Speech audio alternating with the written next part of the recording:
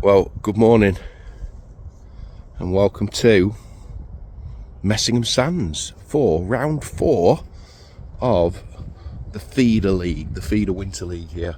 And let me just spin the camera. Give us a wave, Pedro. I've drawn peg 49 on Swan. Now, the last round I was where that white van is, peg 12, and I've literally caught about 25 metres in front of me with bomb and bread. I ended up winning the lake with £85, and I'm on the opposite bank today, so I actually quite fancy it. Seen a few fish top, it's deep water, so again, like the last round, I caught all my fish on bomb and bread and bomb and meat. So that is my plan today. Nice simple approach. As well as I've got wind off back. It's actually quite warm on this bank. I've got a few rods set up. I'm going to feed a corn line short, but I think my main ploy is to catch on bomb and bread. And I'm using the Aero X7 10-foot precision, and also the 10-foot finesse for that light bomb work on that corn line short, because they're little like goldfish that you catch on here. They've got soft mouths, so I want a softer rod, which is perfect. Bait wise, I haven't sorted my bait out yet, so that's empty, because I've got some fishery micros soaked in there, some bread, got some bread in here. Oh, that's from last 2 weeks ago. That, don't think I'll be using that one. And a little bit of meat as well. Speedy washers for a little method feeder over the top of my corn line if I need to do it, but I just think I'm fishing for a few bites here, but hopefully a few bites and enough to win the section. I think my section is from that angler all the way around to him, all the way around the point, so that's my section. Hopefully a few fish, see what happens.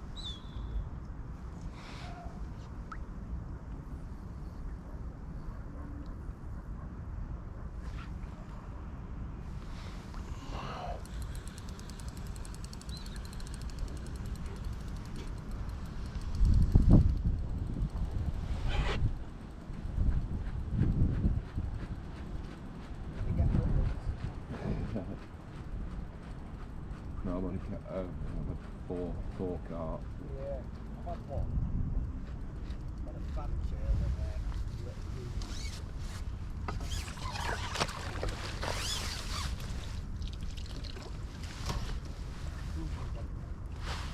Sorry?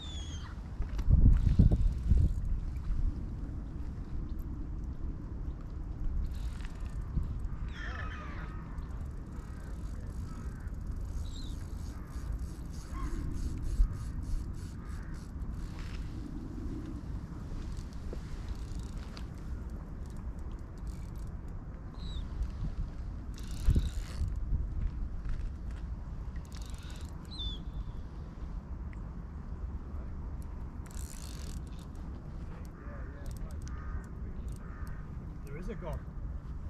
Hooked one. Go on.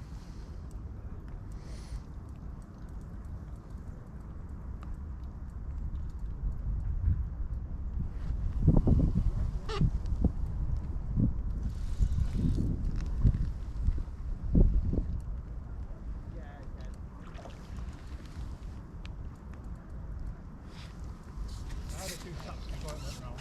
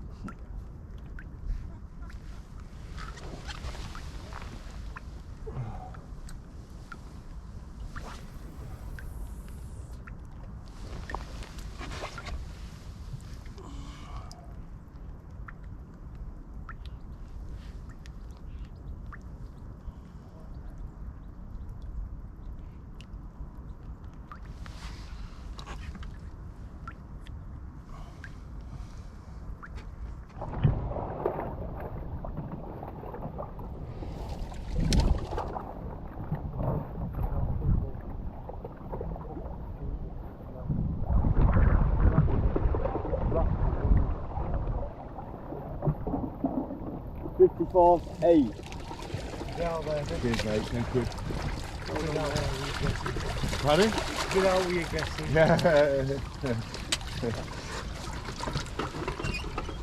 So, Messingham Sands, round 4 of the Feeder and Bomb Wednesday League. And on this particular round, I drew peg 49 on Swan Lake.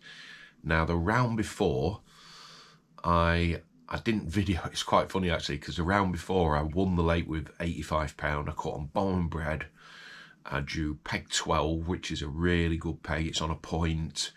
And on the video, you'll be able to see where I was the round before. There was a white van, basically where I was casting to. And I had £85 on Bomb and Bread. I won the lake. I was second in the match overall.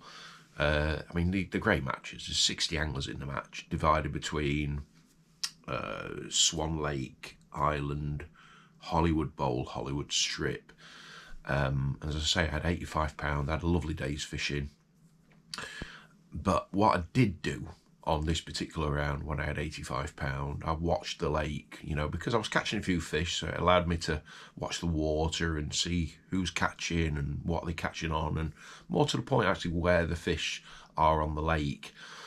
And as I'm looking from peg 12 across to the other bank, I could see where the fish were, and I always had it in the back of my mind that if I did draw the section opposite me, then I'd kind of like had an idea where I needed to be if I was in the right area of that section as regards to bang opposite me there's a point. And that was basically where I was casting from peg 12 to, you know, that area where the point was. And I could see the odd fish coming up, but they were on my side of the lake. So I always had it in the back of my mind that if I did draw that section on the point opposite, I'd kind of like a really good idea of where I was actually going to fish the bomb. You know, location of fish is really, really important at this time of the year, and just having that insight to where the fish are happy and where they back off to is a really good starting point for you to remember. So the following match, which is round 4, which is what this video is about, I drew bang opposite. And as soon as I drew it, I knew, although I don't know the venue, I've only fished Swan Lake once before, which was when I had £85. I've then drawn it the 4th round for the second time, and I've drawn peg 49, which is on the point opposite. So as soon as I got to my peg and looked where I was actually situated on the lake, I was directly opposite where I'd won the lake from in the round prior. So I had a really good idea where I needed to be with the bomb. Now, this is the interesting thing. I've got an idea where the fish are. They're in the middle of the lake from the other side. The prevailing wind's coming off my back. So it felt like one of them days that I needed to exercise the maximum distance of my peg, but I had to be really careful not to start at that distance. And what I mean by that was, I've got a spinner straight in front of me like an aerator. And I knew that the fish were going to back off to the right because that's where they were when I was catching them from peg 12. And especially with the wind off my back, it's always the case sometimes. Sometimes they might want to be out of the wind, but on this particular occasion, on round 4, it was quite a warm wind. So I felt as if I needed to be on the fringement of the wind at least, which was hitting the water at the halfway point of the lake. But like I said, I didn't really want to go straight to my limit. You know, because once I've gone to the limit, I'm limited to where I can go. I've got no extra water to expand to. So I started towards where the spinner was, which was, as I'm looking at my peg, more or less straight in front of me, knowing in the back of my mind that the fish are going to back off to like 1-2 o'clock angle away from the spinner towards peg 12. And in the first hour, I had 2 fish on the Bomb and Bread, 2 good carp on the Bomb and Bread. I'm fishing 3 discs of bread on a size 12 MWG 018 Aero slick silt line. And I'm just having patient casts, and I've managed 2 carp from around that spinner. Then I couldn't get a bite. And I've literally what we class as peppering the swim, where I've not kind of like plundered one spot. I've just chucked my bomb in different areas, but gradually worked my way to the right of the spinner where I felt the fish were going to back away too. And it was quite weird. So I'd say within 2 hours, I'd got 5 carp, which was mega. On the lake, that was really good. That was winning the lake at that time. But then I went for a 3-hour spell where I never had an indication. And the thing is with Swan is it's deep. So although the fish might be present in my swim somewhere at some depth, they weren't at a depth where I could read where they were because I weren't getting any liners. And of course, sometimes when it's a warm day and the depth of the water allows the fish to come higher in the water, I'm fishing a bomb, it's a feeder event, so my line is lower than where the fish were, so I couldn't read exactly how many fish were in front of me. So I've literally been patient, really, really patient, knowing that I've just got to make the most of that little window if the fish all of a sudden decide to move further down the water column and decide to actually intercept bait that's nearer the bottom. And literally with 20 minutes to go, I've had another liner. So I've not had an indication for nearly 3 hours. I've got 5 carp in my net. I've then had a liner, and then next chucking I've had a carp. And in the last 20 minutes, I've had 3 carp in 3 casts. And just like the flick of a switch, from having no signs to indications, and like what I said, it's almost as if the fish have moved from higher up in the water column to further down. They've seen my bread going down, they've followed it, and they've taken it. And as I say, I had 3 carp for, must have been 20 odd pound in the last 20 minutes. So that perseverance, but more importantly, that knowledge of knowing where I needed to be in my peg was crucial for me to get those extra fish. And I learned that from the week before, the round before, watching the water and seeing where the fish were. And on that particular day when I had 85 pound, nobody chucked to the area where I was casting to on peg 49. And I think that's what got me those extra fish, definitely. Just that knowledge of the lake, where the fish wanted to be, where they were going to herd up to. And I ended up with 8 carp for 53 pound, I think it was, 54 pound. And that won the lake. So I've won my section, and I finished just out of the main frame. I was 6 overall in the match. They paid the top 5 out, but more to the point, I got a section point. So after 4 rounds, I've got 3 section wins. On one of the rounds, I actually chucked back my fish because it was that cold. All I wanted to do was go home, and I think I've dropped. I might have made a mistake doing it, to be honest with you, but the 6-7 peg sections, the best I could have done with the 3 fish that I threw away was 5th in the section. But it's still 5th in the section, and it's better than a DNW, which is what I did. I chucked my fish back because, honestly, I've never been so cold. I just couldn't wait to get back in the car and get home. And of course, it's a league, so I'm just hoping that that mistake of, and I've never done it before, you know, but it was a really, really cold day. I just hope that mistake of throwing my fish back isn't going to cost me in the league. But as I say, I've got 3 section wins after 4 rounds. We can drop 2 rounds. As I say, it's count your best 6 results out of 8 matches. So let's see what happens in the next few rounds. But I'm up there, you know, in the league. You know, 3 section wins is mega in the league itself because it is quite peggy, as all venues are in the winter time. So let's see what happens in the next round. But I hope you enjoyed the video. And as I say, I caught all the fish on bomb and bread, and it was a rewarding day's fishing. So until next time, tight lights. Oh, and Happy New Year as well to everyone. I hope you've all had a great Christmas, great New Year, and here's wishing all of you a prosperous 2026.